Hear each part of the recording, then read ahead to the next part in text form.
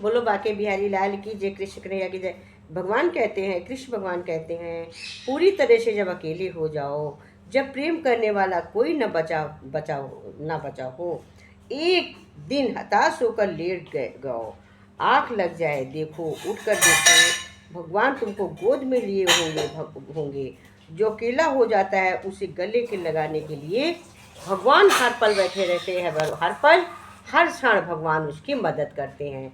भगवान उसको अपने गोद में रखते हैं। जो इसका कोई सहारा नहीं होता, उसका भगवान होते हैं। भगवान कहते हैं, दोस्त से सुविधाएं मिलती हैं, सुख नहीं मिलता है दोस्तों से। सुख मिलता है तो आपस के प्यार से और अपनों के साथ से। अगर सुविधाएं सुख मिलते तो कोई पैसा वाला कभी दुखी नहीं होता। चेहरा देखकर इंसान पहचानने की कला। मुझ में तकलीफ तो हुई जब इंसानों को चेहरे देखे। खाली जेब निकलो, कभी बाजार में जनाब वहम हो जाएगा दूर।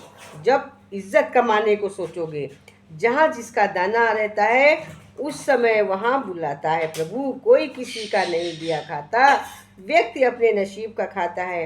मशहूर होना सीखिए लेकिन कभी मजदूर होना मत सीखिए। छू लो कदम कामयाबी के लेकिन कभी अपनों से दूर मत होइए। जिंदगी के हाथ कभी नहीं होते हैं लेकिन कभी कभी वो ऐसा थप्पड़ मारती है जो पूरी उम्र याद रहता है। इसलिए जिंदगी में हकीकत याद रखनी है तो अपनों को पहचानने की कोशिश करिए। जो बुरे वक्त में काम आता है वही तुम्हारा मित्र है, बाकी सब दिखावा है।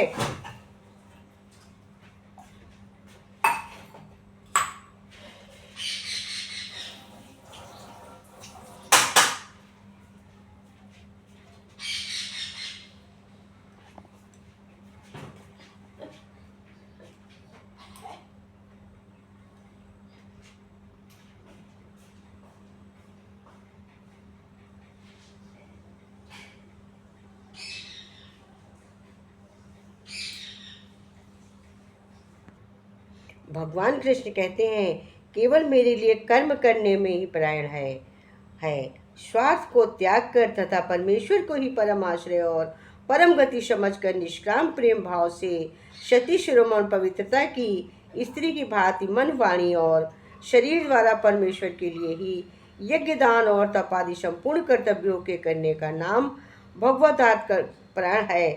इस प्रकार मेरे नियमित कर्मों को करता हुआ सभी सिद्धियों को प्राप्त होता है। मैं हर पल सबके साथ खड़ा रहता हूँ। केवल और केवल बात समझने की है। महाभारत में युधिष्ठिर सब कुछ हारने के बाद द्रौपदी को दांव पर लगा दिया और दुर्योधन की ओर से मामा शुकनी ने द्रुत को अग्निपुत्री द्रौपदी को जीत लिया। कौरवों में से एक भाई दुशासन द्रौपदी की साड़ी खींचकर उसे नंगा करने की कोशिश करता रहा।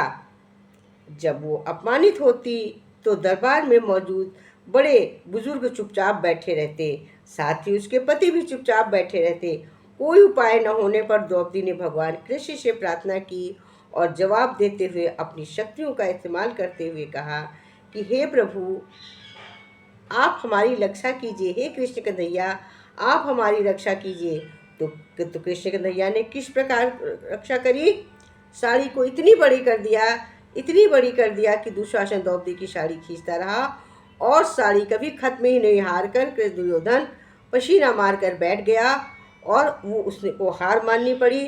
और कृष्ण कन्हैया किस प्रकार आए थे बचाने?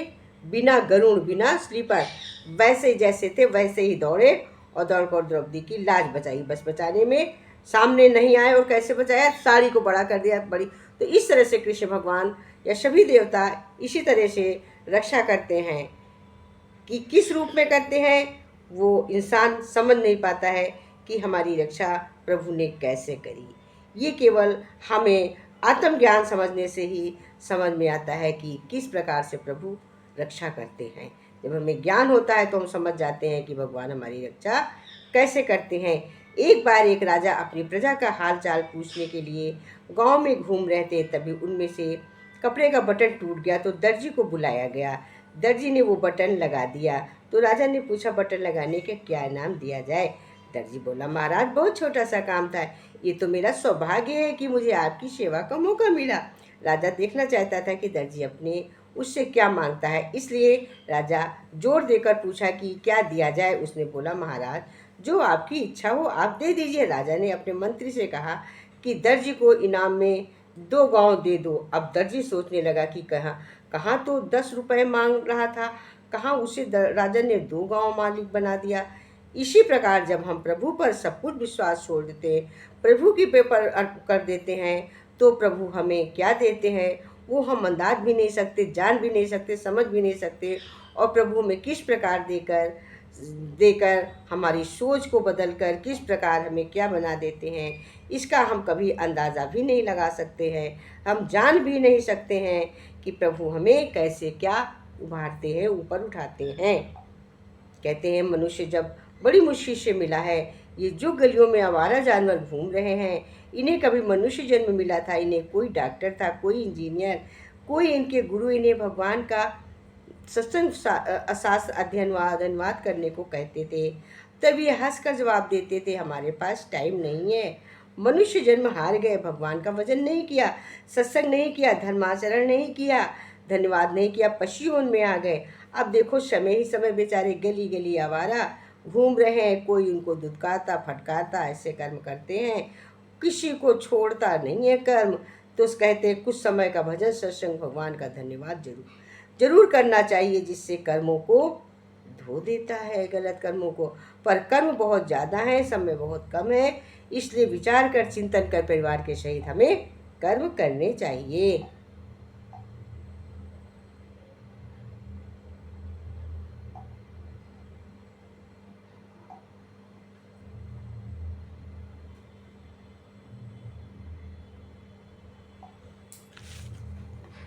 अपनों के सामने थोड़ा झुक जाना चाहिए, लेकिन मैं उन्हें कैसे समझाऊं?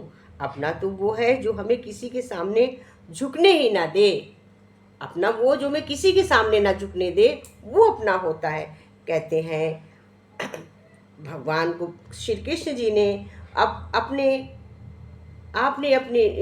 कृष्ण जी ने गोवर्धन पर्वत को धारण किया, ब्रजवासियों की रक्षा की। अब आकर दीनहीन हम सके घर कष्टों का निवारण करते हैं।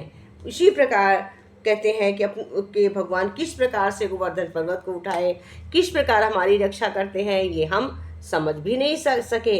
मधुर वंशी को अपने होठों में लगाकर ऐसी मधुर तान छोड़ते हैं जिससे मेरे सभी मनोरथ पूर्ण हो जाएं। ये मेरी अपनी आपसे विनम्र निवेदन है। हे प्रभु, एक बार फिर से ब्रज की गलियों में माखन चखने के लिए आ जाइए। एक बार फिर से भारत की लाज रखने के लिए प्रभु आप हमेशा लाज रखिए। कमल सदृश विशाल नयन आपकी छवि को बढ़ा रहे हैं। आपके माथे पर मोर मुकुट है और गले में बैजंती माला पुष्पों की माला सुशोभित रहती है, जिसे देखकर मन मेरा आनंदमय हो जाता है, आकर्षित हो जाता है।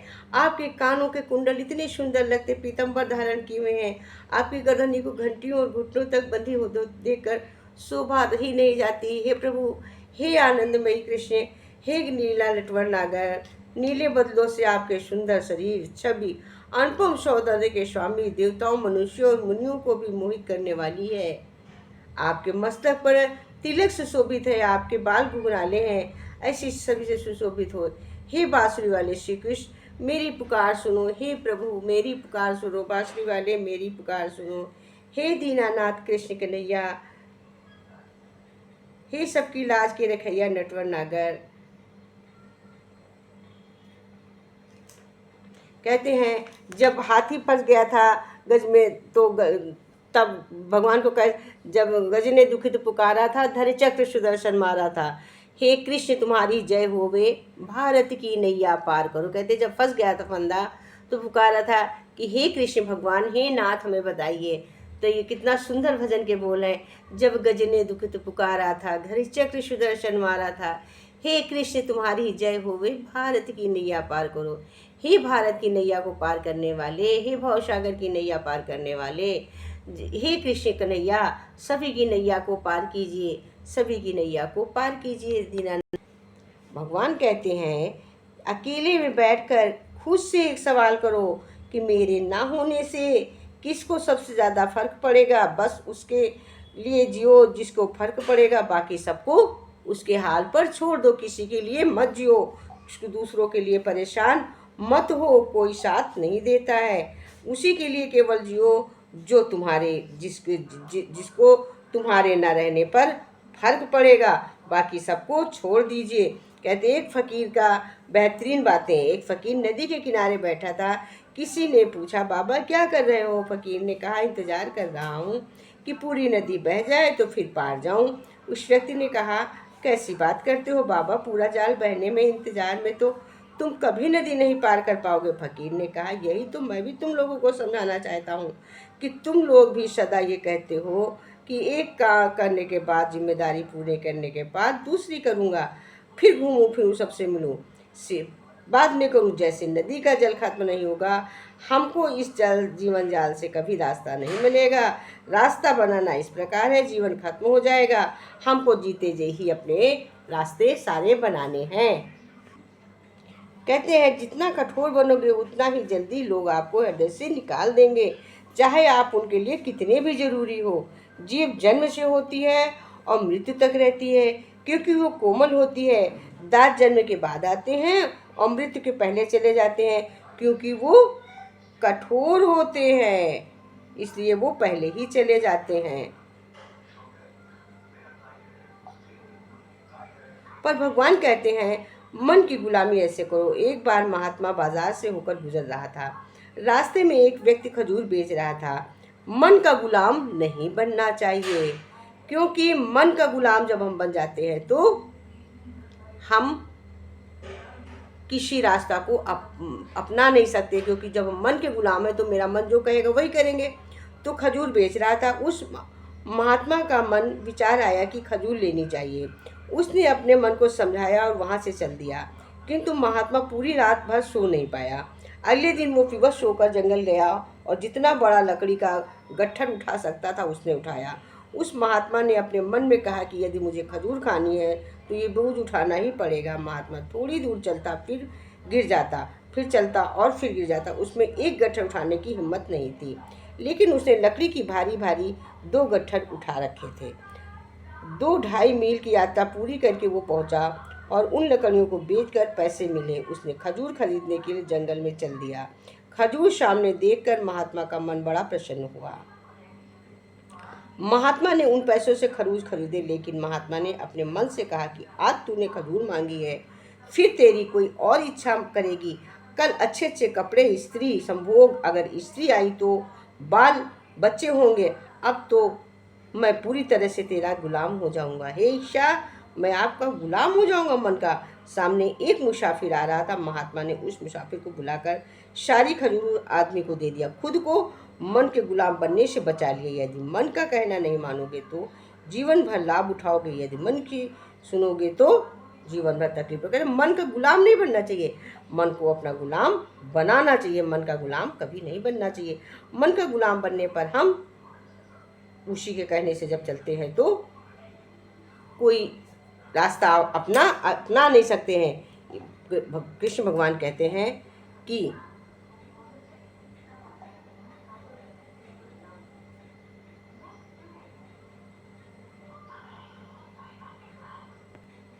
भगवान कहते हैं, मेरे मन तू क्यों रोता है? जो लिखा है वही होता है। रास्ते 10 और खुलते हैं जब एक बंद होता है। जिन पेड़ों पर फल नहीं होते, क्या वहाँ चिड़िया का बसेरा नहीं होता है? हिम्मत हारने से तुझे क्या मिलेगा? रात के बाद ही तो सवेरा होता है। कितनी भी उड़ान भर ले आसमान में, मिलना तो सबको जमी पर होता है। मत मासूम हो दुनिया के सितम, खुद को पाकर सुना है जिसका कोई नहीं है उसका कृष्ण होता है। गोविंद चले आओ, गोपाल चले आओ, गोविंद आओ, गोपाल चले आओ, मेरे मुरलीधर माधो दिलाल चले आओ, मेरे मुरलीधर माधो नंदलाल चले आओ, गोविंद चले आओ, गोपाल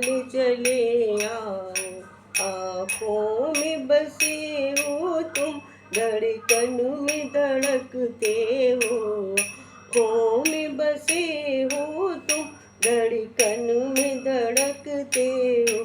कुछ ऐसा करो मोहन, सांसों में समा जाओ, कुछ ऐसा करो मोहन, सांसों में समा जाओ। गोविंद चले आओ, गोपाल चले आओ, मेरे मुरलीधर माधव नंदलाल चले आओ, मेरे मुरलीधर माधव नंदलाल चले आओ। तेरे दर्शन को मोहन तेरे नैना तरसते हैं, तेरे दर्शन को मोहन मेरे नैना तरसते हैं। है अर्ज मेरी मोहन और न तरसाओ, है अर्ज मेरी मोहन अब और न तरस। ओ गोविंद चले आओ, गोपाल चले आओ, मेरे मुरलीधर माधव नंदलाल चले आओ, मेरे मुरलीधर माधव नंदलाल चले आओ।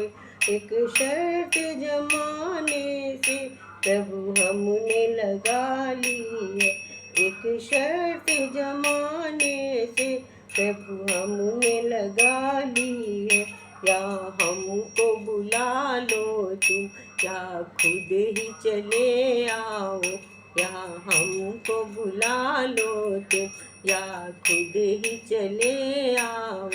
गोविंद चले आओ, गोपाल चले आओ, गोविंद चले आओ, गोपाल चले आओ, तेरे मुरलीधर माधव नंदलाल चले आओ। बोलो बाके बिहारी लाल की जय।